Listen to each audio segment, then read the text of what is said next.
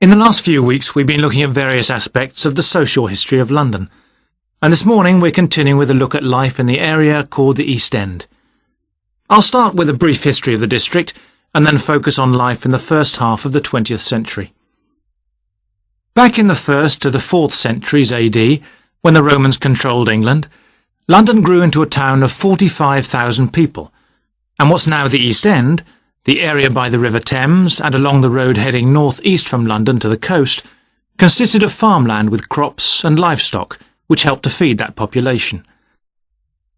The Romans left in 410, at the beginning of the 5th century, and from then onwards, the country suffered a series of invasions by tribes from present-day Germany and Denmark, the Angles, Saxons and Jutes, many of whom settled in the East End. The technology they introduced meant that metal and leather goods were produced there for the first time, and as the East End was by the river, ships could transport goods between there and foreign markets.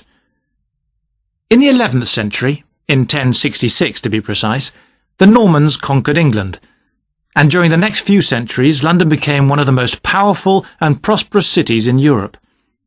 The East End benefited from this, and because there were fewer restrictions there than in the city itself, plenty of newcomers settled there from abroad, bringing their skills as workers, merchants or moneylenders during the next few hundred years.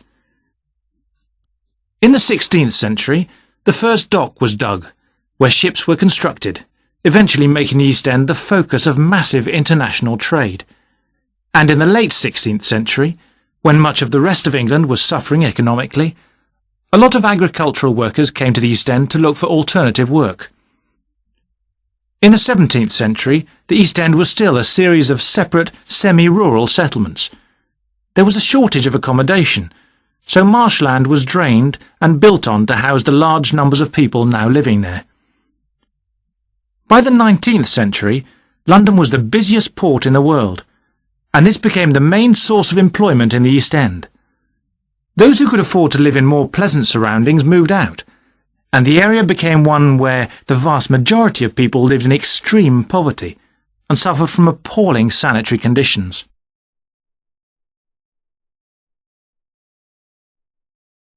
That brief outline takes us to the beginning of the 20th century, and now we'll turn to housing. At the beginning of the century, living conditions for the majority of working people in East London were very basic indeed. Houses were crowded closely together, and usually very badly built, because there was no regulation. But the poor and needy were attracted by the possibility of work, and they had to be housed.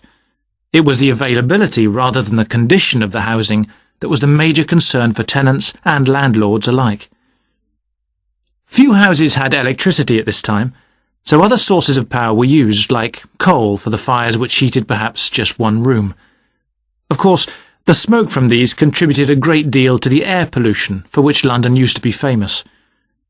A tiny, damp, unhealthy house like this might well be occupied by 2 full families, possibly including several children, grandparents, aunts and uncles.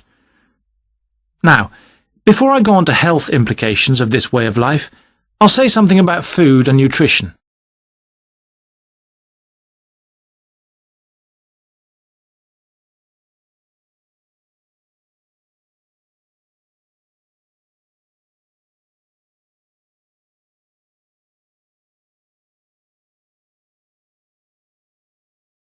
Good morning, Sidmouth Museum. Can I help you?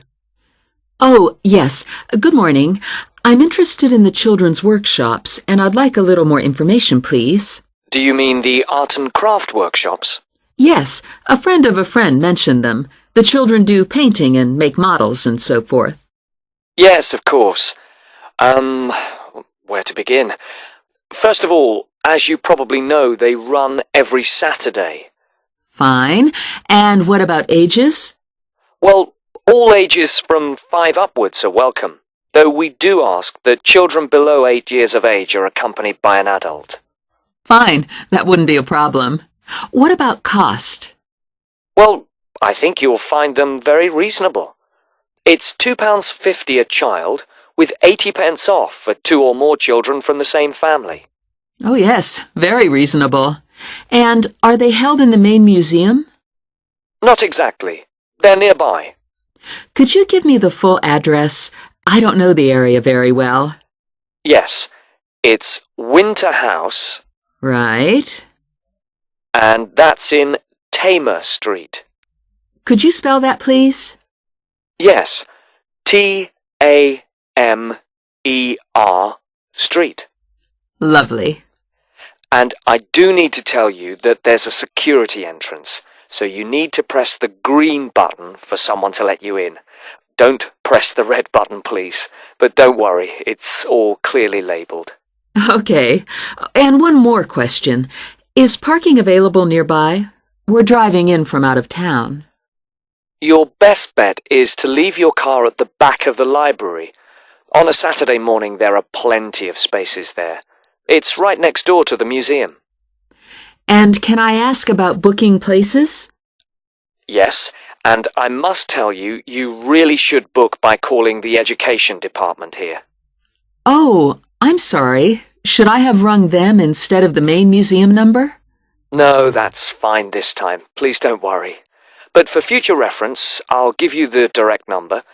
It's 200-765. Great. I've got that. But I'm very happy to give you information about the next two workshops.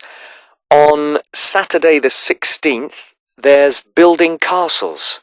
Oh, sounds great. This involves quite a bit of glue, so just make sure the kids are in old clothes. I know. Ones I don't mind getting mucky. Exactly. And if possible, could you bring along bottle tops, which the children might be able to use in the models, as decoration? We'll certainly try to find some for you. Then the following week... That'll be the 23rd, won't it? Yes, that's right. On that day, it's what we call undersea worlds. This is where they make scenes with fishes, underground caverns, and so on. Is that likely to get very dirty? Lots of paint splashes? Not really, so we don't recommend any special clothes for that one. But if you could search out some silver paper to bring along to use in the sessions, it's shiny, it looks like water, that'd be great. Yes, of course. We'll see what we can come up with. Well, thank you ever so much for all your help. The sessions sound really good, and I'll certainly book up for the next two. Lovely. Thanks very much for ringing. Bye. Bye-bye.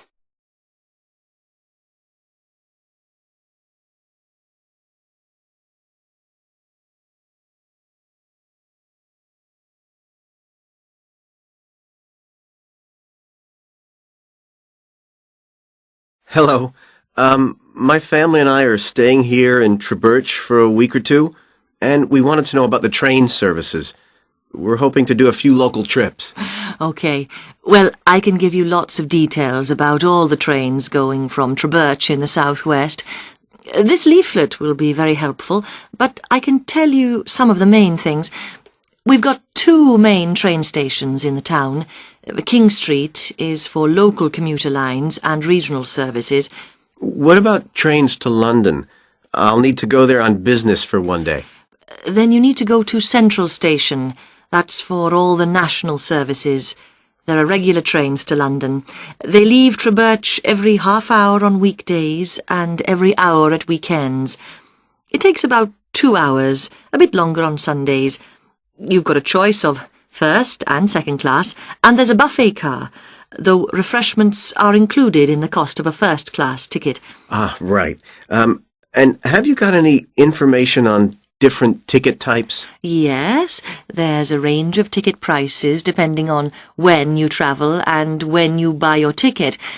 There's a standard open ticket, which doesn't have any restrictions. This can be bought in advance or on the day. You can also get various discounted tickets.